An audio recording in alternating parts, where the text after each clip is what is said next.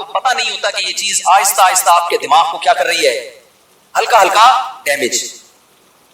یہ نہیں کہ آپ نے دوستوں کی محفلیں بالکل چھوڑ دی, گپ شپ بالکل چھوڑ دی, کھیل کود بالکل چھوڑ دیا, لیکن اس کو بھی اپنے شیڈول کا حصہ بنانا ہے, اس کو بھی جتنا ٹائم بنتا ہے اتنا دینا ہے.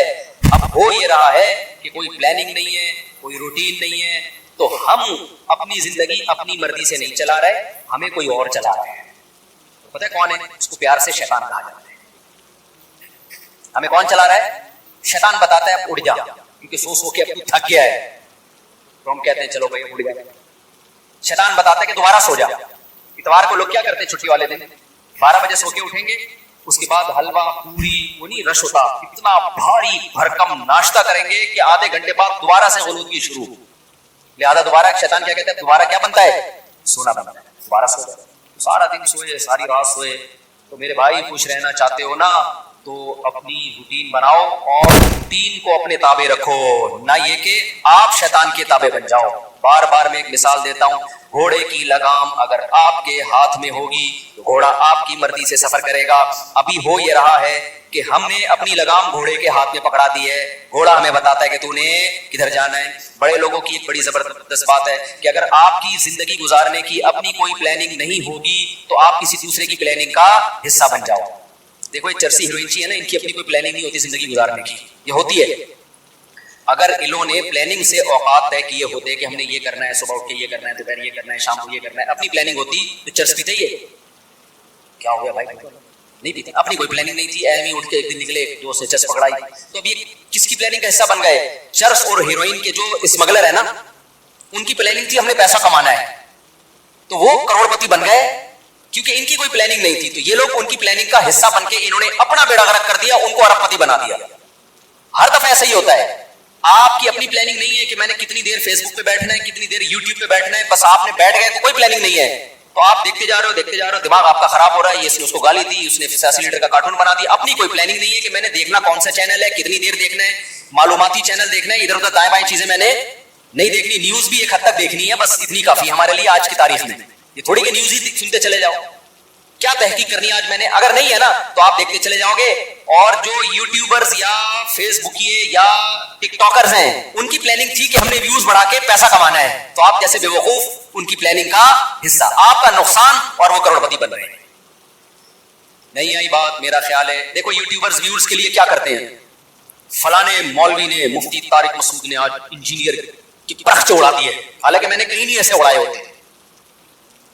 وہ ایک دم وہ لگائے گا نا ایک وہ تھمبنیل پہ, ابے تمہیں کیا کرنا ہے پرخ سے اڑائے کہ نہیں اڑائے؟ تمہیں کسی مسئلے کی تحقیق کرنی ہے, کسی خاص مسئلے کی, تو تم اس مسئلے کو دیکھو. یار مفتی طارق مسعود نے اس مسئلے میں طلاق کے مسئلے کی تحقیق کرنی ہے, یا اور کوئی مسئلہ, یار اس پہ میں سرچ کر رہا ہوں, مجھے ضرورت ہے, یا یہ کاروبار حلال ہے یا نہیں ہے, میں ڈراپ شپنگ کرتا ہوں, آپ ڈراپ شپنگ کا حلال, چلو مفتی طارق مسعود ڈراپ شپنگ لکھ کے سرچ کرو. یہ آپ کی پلاننگ ہوگی, اس میں آپ کو فائدہ ہوگا. لیکن ہو کیا رہا ہے؟ یوٹیوبر اٹریکٹ کرنے کے لیے تھمبنیل پہ عنوان لگایا, مفتی طارق مسعود دوبارہ جہلم. کل ایسے ہی ہوا, میرے سامنے آتا ہے, میں نہیں دیکھتا کہ یار میں, حالانکہ میں دیکھ سکتا ہوں نا کہ کیا کہا ہے بھائی اس نے. کل ایک میرے سامنے سے ویڈیو گزری, اس پہ لکھا مفتی طارق مسعود دوبارہ جہلم پہنچ گئے. میں کراچی میں بیٹھ کے دیکھ رہا ہوں, میرا بھی دل چاہ رہا تھا نا میں کلک کروں. کیا خیال ہے یار میرے بارے میں جھوٹ کیوں بولا, کیا بولا؟ میں نہیں کیا کلک. میں نے کہا وہ بے وقوف ہے, ہم تھوڑی بے وقوف ہے بھائی, ہمیں پتہ ہے جھوٹ ہے. جھوٹ آگے ہو سکتا ہے اندر جو مضمون ہو وہ یہ ہو کہ جانا چاہ رہے تھے لیکن نہیں گئے, ہو سکتا ہے یہ لکھا ہوا اس میں, یہ لکھا ہوا, لیکن سچ لکھا ہے جھوٹ لکھا ہے, میں کیا کروں گا؟ میرا تو ٹائم ویسٹ ہوگا نا, میں کام کی چیز دیکھوں نا. لیکن میں نے جس ویوز دیکھے پبلک کا رجحان دیکھنے کے لیے, پتہ نہیں کتنے ویوز آئے ہوئے تھے اس پہ, اور جا کے لے کے کمنٹس میں گالیاں دی ہوں گی لوگوں نے, کیا کر رہا ہے, جھوٹ کیوں بول رہا ہے. لیکن آپ کی جب اپنی کوئی پلاننگ نہیں ہوتی تو آپ دوسروں کی پلاننگ کا حصہ بن جاتا. یوٹیوبر کی پلاننگ تھی ویوز کے ذریعے پیسے کمانے, اس کو پتا ہے ایسا عنوان لگائیں گے تو دھڑ دھڑ ویوز آئیں گے, آپ کا ٹائم ویسٹ ہو رہا ہے. آپ نے جب دیکھا پہنچے تو ہے نہیں, ایسی جھوٹ بولا بھائی اس نے, اس کے پیسے بن رہے ہیں اور آپ کا ٹائم ویسٹ, اور آپ ڈپریشن میں, پھر زبان گندی کر کے گالیاں کمنٹس میں الگ.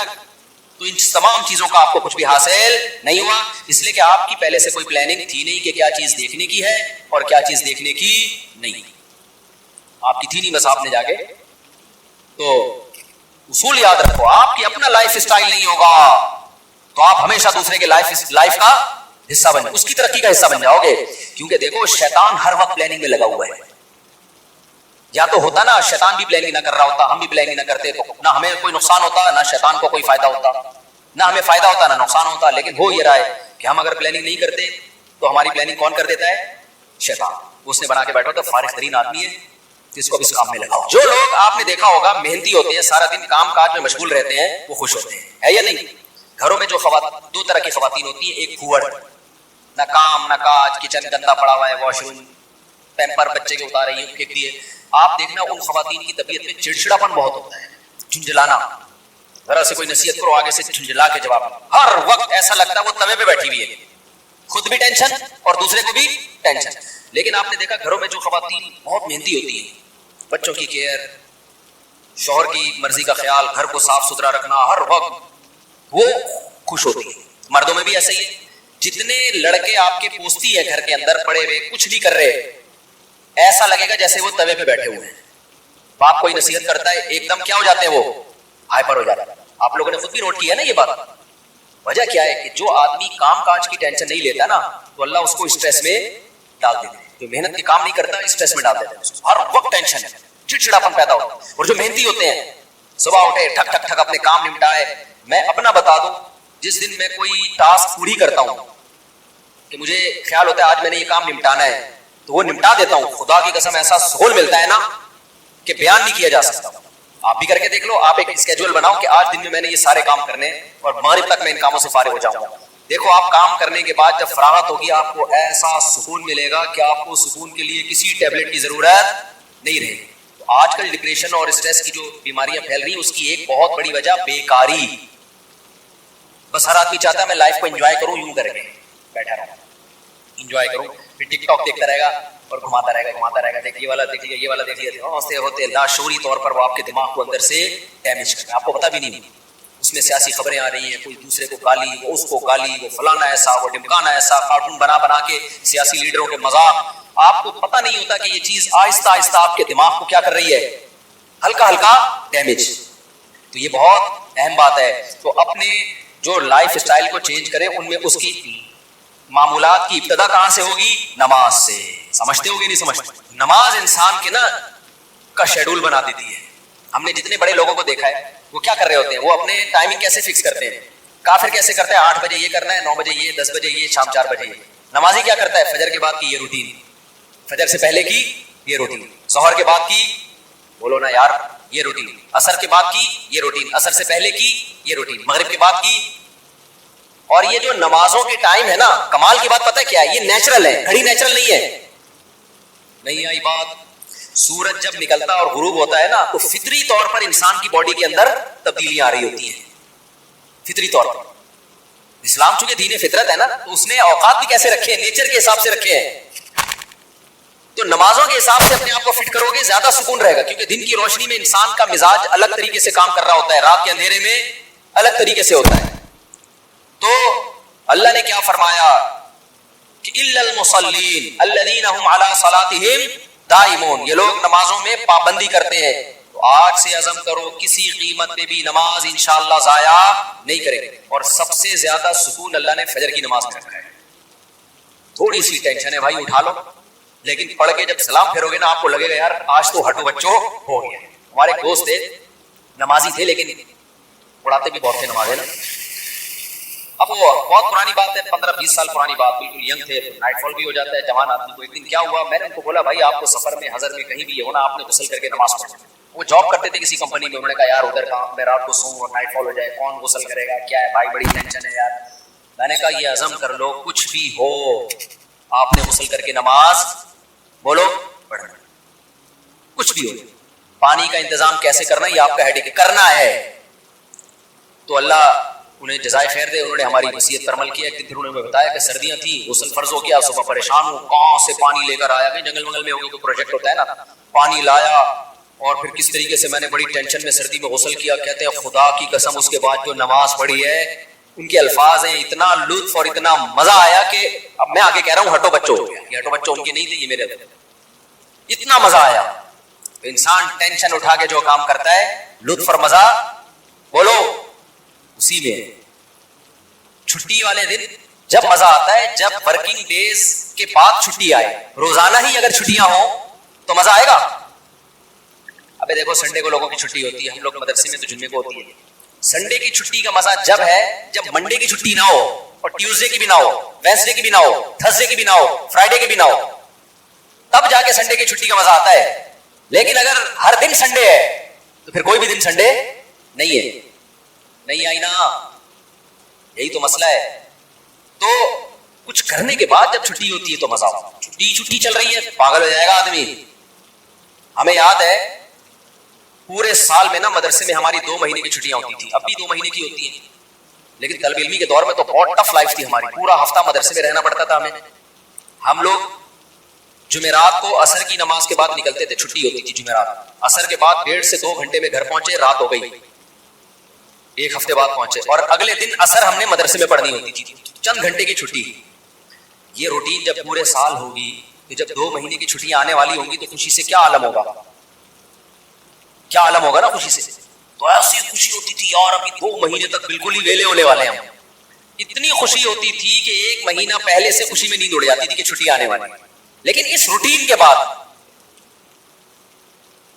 لیکن اگر یہ روٹین کے بعد وہ 2 مہینے کی چھٹی نہ آتی بلکہ چھٹی کے بعد چھٹی آتی تو سوائے اسٹریس اور ڈپریشن کے کچھ بھی حاصل بولو نہیں ہوتا.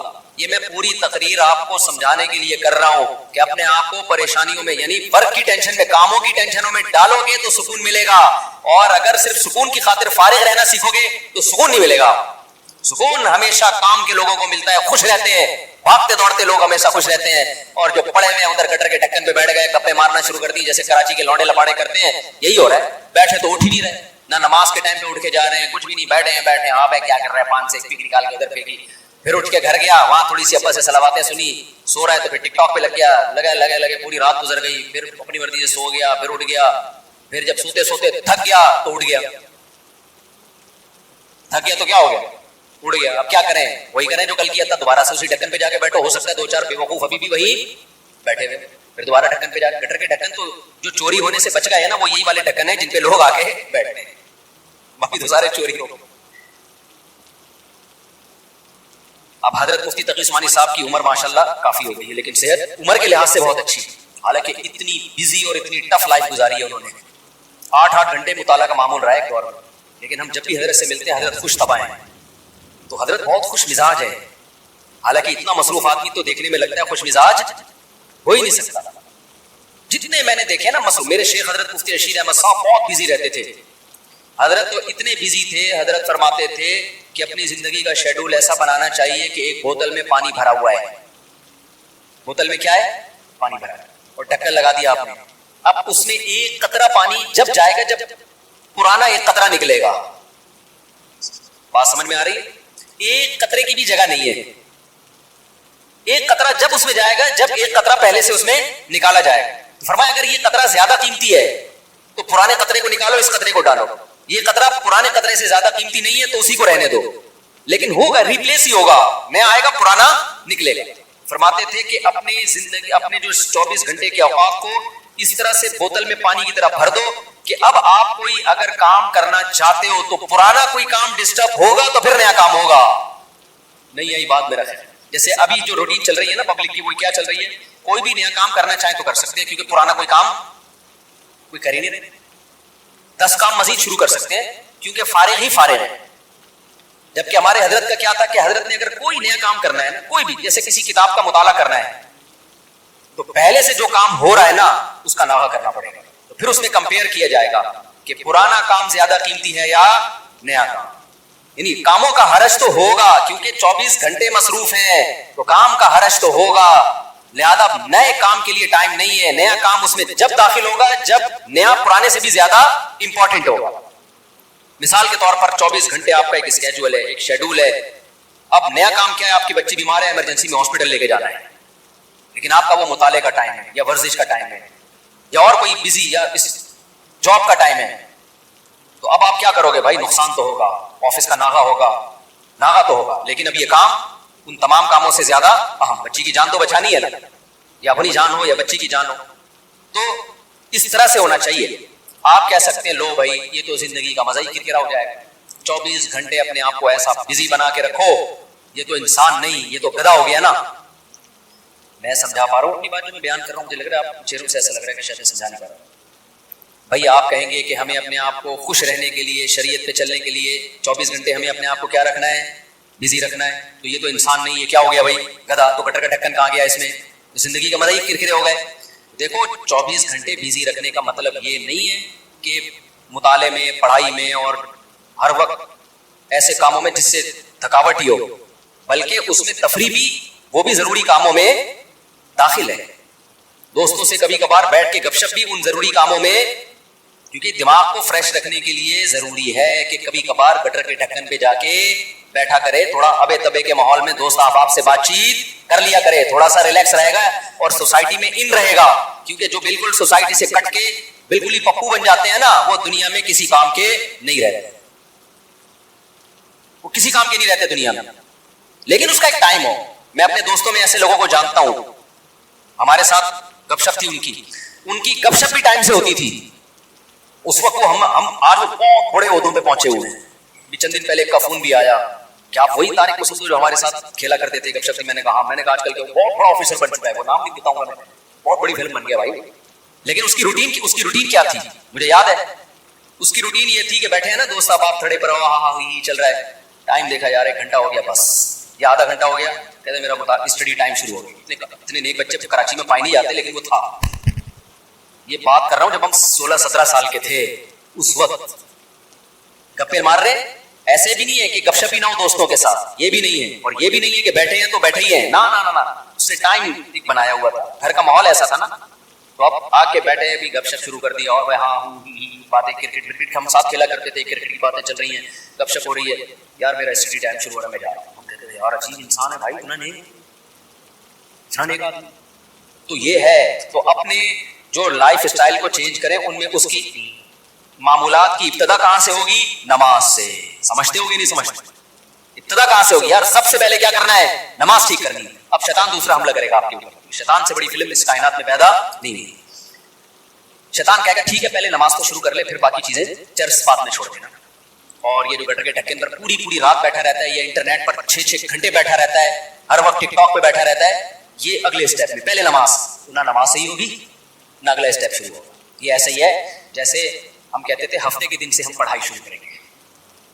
1 جنوری اگلے سال کی 1 جنوری سے. وہ 1 جنوری کبھی آتی ہے یا 1 محرم کبھی آتا ہے؟ وہ کبھی بھی نہیں آیا. جب جنوری آئے گی نا، آپ بولو گے اسلامی سال سے کروں نا، 1 محرم سے کروں گا. میں مسلمان ہوں، میں انگریز تھوڑی ہوں. نہ وہ 1 محرم کبھی آئے گا نہ وہ 1 جنوری. حافظوں کو نا پہلا پارہ بہت پکا یاد ہوتا ہے. پتہ ہے کیوں؟ حافظوں کو جوش اٹھتا ہے یار کچا ہوتا جا رہا ہے، دوبارہ سے یاد. پہلے پارے سے شروع کرتے ہیں، اس کے بعد جوش ٹھنڈا ہو جاتا ہے، پھر بولنا شروع کر دیتے ہیں، پھر ناغے کرتے ہیں. پھر کئی دنوں کے بعد خیال آتا ہے یار قرآن بھولتا جا رہا ہوں، دوبارہ شروع کرو، پھر پہلا پارا. تو پہلا پکا ہو جاتا ہے، باقی سارا ایسے کیسے. تو اس لیے پلاننگ میں یہ ہو کہ سب سے پہلے نماز کو مضبوط کرنا ہے. لیکن یہ نہ ہو کہ جب تک نماز ٹھیک نہیں ہوگی باقی چیزیں ٹھیک نہیں ہیں. سب چیزوں کو ایک ساتھ ٹھیک کرنا ہے. سمجھ رہے ہو؟ جس نے یہ کیا نا پہلے یہ پھر وہ، نہ یہ ہوگا اور نہ وہ ہوگا. اور ہر کام میں ایکسیلنسی پیدا کرنے کی کوشش تو کرنا ہے، لیکن اگر نہ ہو تو اس کام کو چھوڑنا نہیں ہے، گرتے پڑتے کرنا ہے. آپ نے نیت کر لی، جیسے نمازی بننا چاہتے ہو نا تو نیت کرنی پڑے گی میں 40 دن تکبیر اولیٰ سے نماز پڑھوں گا، ایک نماز بھی میں 40 دن تک تکبیر اولیٰ سے نہیں چھوڑوں گا. یہ ہے ایکسیلنسی. لیکن اب کیا ہوگا؟ 2-4 دن کے بعد تھوڑا جوش ہلکا ہوا، ایک دن تکبیر تحریمہ کا ناغہ ہو گیا، تکبیر اولیٰ کا ناغہ ہو گیا، یہ نماز کا ناغہ ہو گیا.